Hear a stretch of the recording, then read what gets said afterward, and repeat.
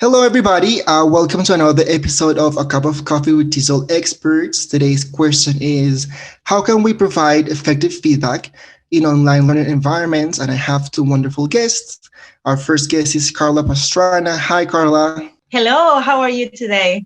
I'm doing great. Where are you right now? Well, I'm in Uruguay. That's wonderful, Carla. I know that you used to be an accountant, but you found your true passion in teaching. And so now you work as a full time teacher. That is wonderful. I love that. I know that you're very passionate about everything that you do.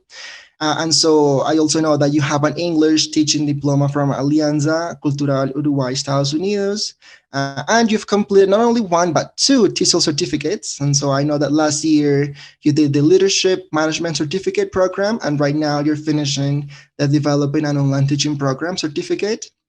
You've been teaching since 2013, and you have experience working with children, teenagers, and adults, both in face-to-face classes and in blended courses.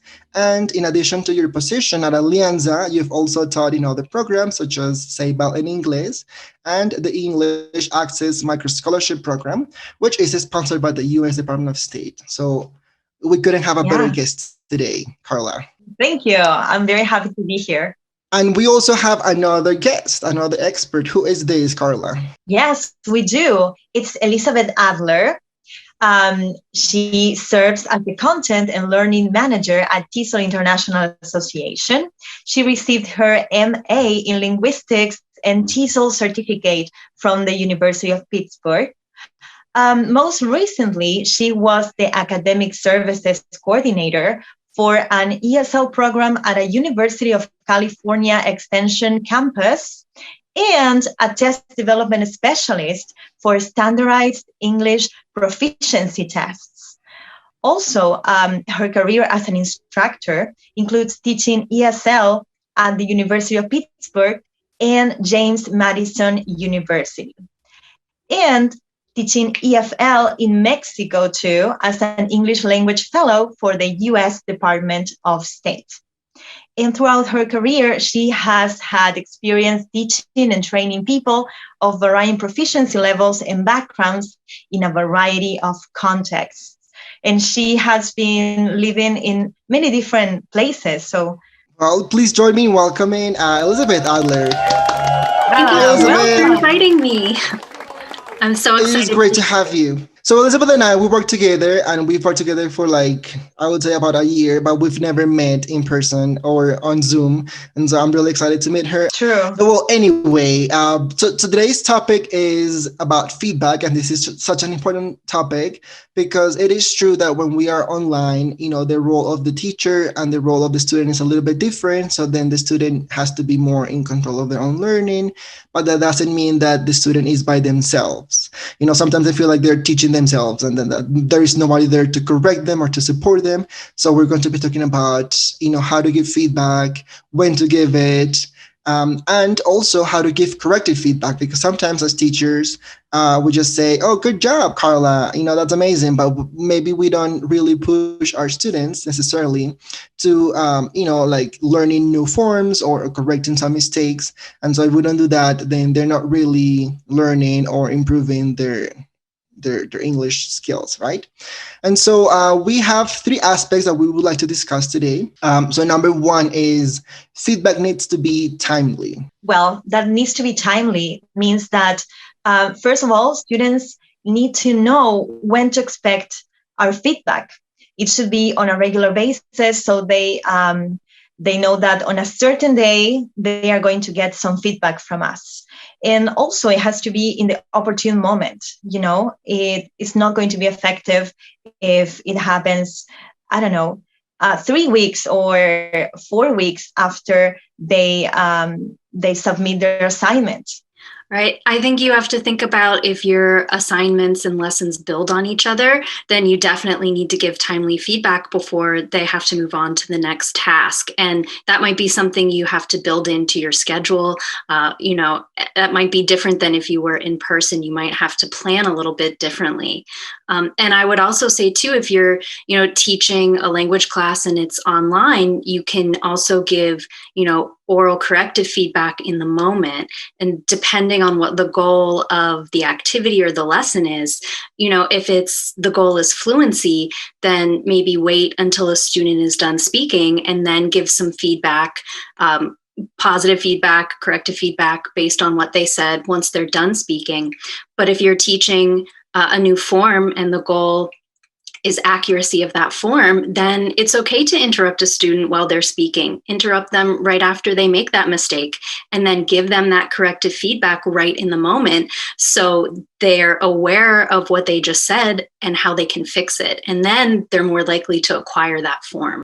Right. So it has to be timely, like you said, and also it depends on the purpose of the activity. So is the purpose, like you said, is the purpose accuracy, or is the purpose to be fluent? And so our type of feedback will depend on that. But I have a question for you. Like when we do this online, sometimes it's really difficult to do it. And if you have like 40 students times 20, or I don't know what, crazy numbers. So how can we give timely feedback and effective feedback when you are working online, when you have limited time, and when you have maybe big groups of students?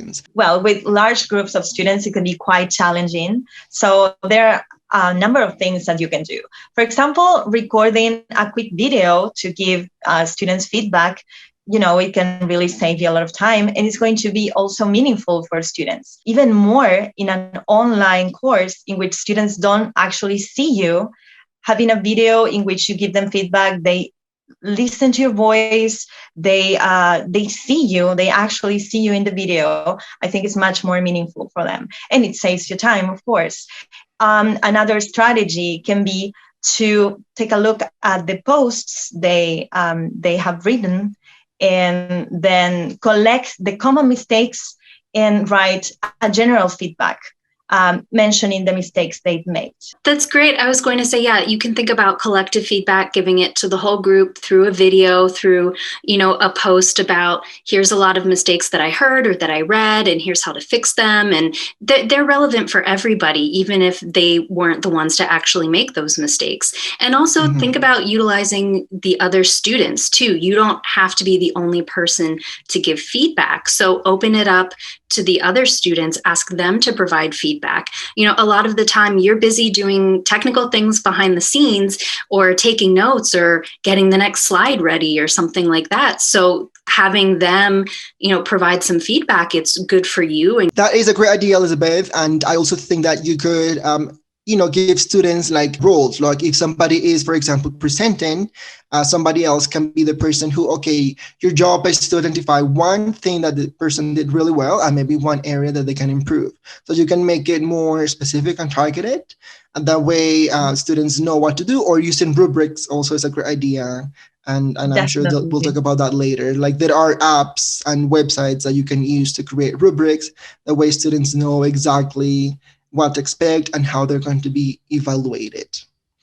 Yeah. Wonderful. So the next point we want to make is that feedback has to be positive and constructive. Yes, I would just say it's really important that participants, students, they receive both. Of course, you want to let them know when they're doing something well, when they're doing something right, when you appreciate the effort that they're making. And I know Carla can expand on that, but it's also really important that they receive corrective feedback. So they need to know whenever they've made mistakes. Otherwise, they won't know to correct them and learn from them and progress in their language learning. So they really need to know, first of all, like receive negative evidence, know that they've said something that's incorrect. And then you can move on to actually correcting those mistakes. But as a rule, I think it's always important to highlight the positive first. Start with, telling the students what they did right, praise their efforts. We were talking about this earlier. We shouldn't praise them just saying good job, as Diego mentioned at the beginning. We should praise their efforts. So that's how we are encouraging them to work harder, to really work hard, because they know that their efforts are being recognized. So I would always start with a positive feedback, and then move to constructive feedback, telling them what they do wrong and how they can improve. I agree, Carla. And what you said about praising their effort and not their intelligence, that's something that we learned from Carol Dweck's research on feedback and growth mindset and how to praise students.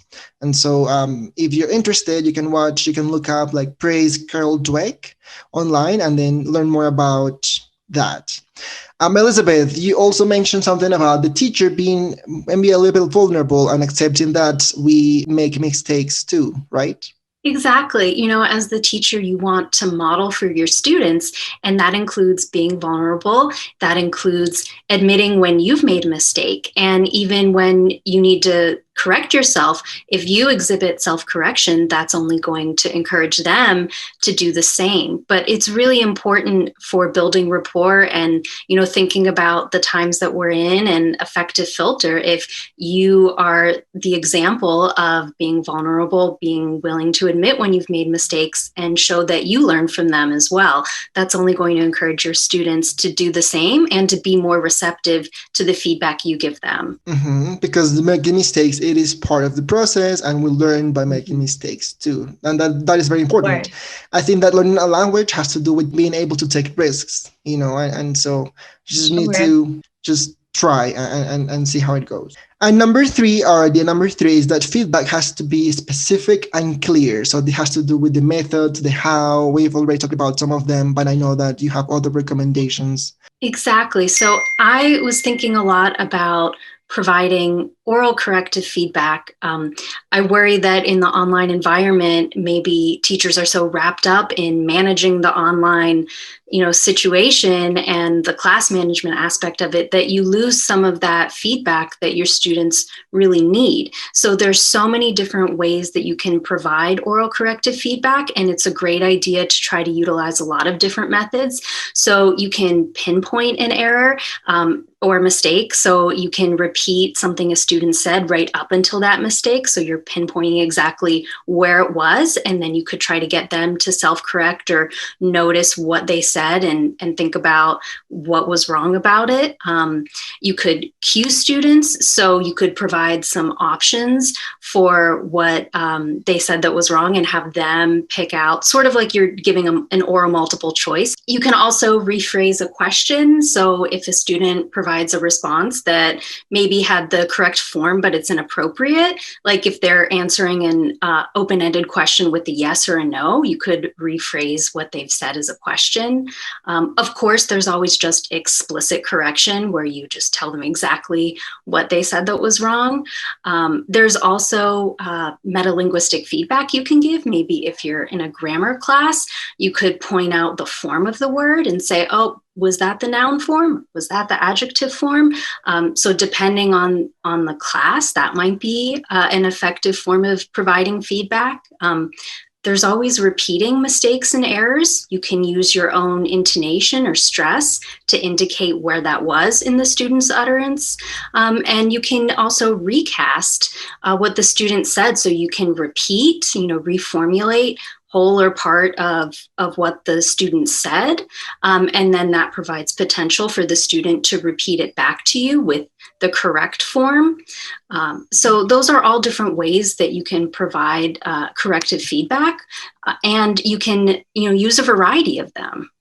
I was going to say that I guess the danger with repeating a mistake or rephrasing is that the student may not realize that you're correcting them. So if they say, she go to the park, and then you say, she goes to the park, and then the student says, oh, yes, teacher, and so like you have to make sure that they are aware that they're making a mistake and that they know how to correct it. For sure. If you are like, if you have a writing task, I like to use, different acronyms, I guess. For example, like WW means wrong word, or VF means verb form. So I highlight the mistake and the type of mistake, and then students, they need to correct it by themselves, and they can ask a classmate. That's also a way to provide, I guess, corrective feedback when it's written. We should let students become aware of the mistakes and discover them by themselves. Because if we just give them the answer every time, they are not really going to learn. I think it's part of becoming an independent learner. right? Yeah, let Give them them the tools. discover the answer. Yeah, let them Mhm. discover.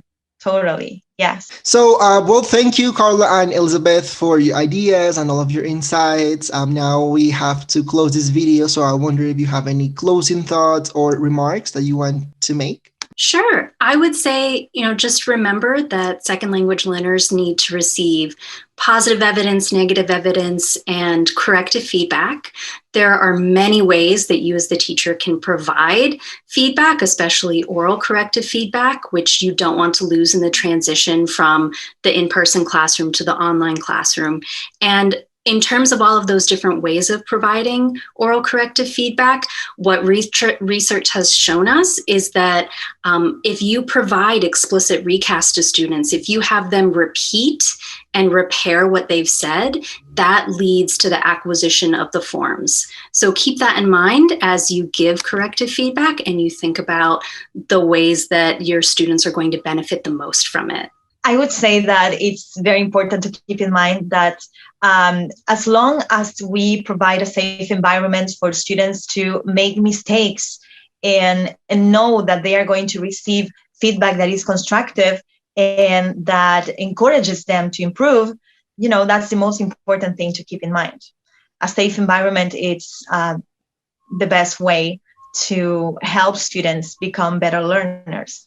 I agree. So we also want to invite you, people that are watching, to let us know how you give feedback. If you know any cool apps or websites, you can also leave that in the comments below, and just let us know what you do.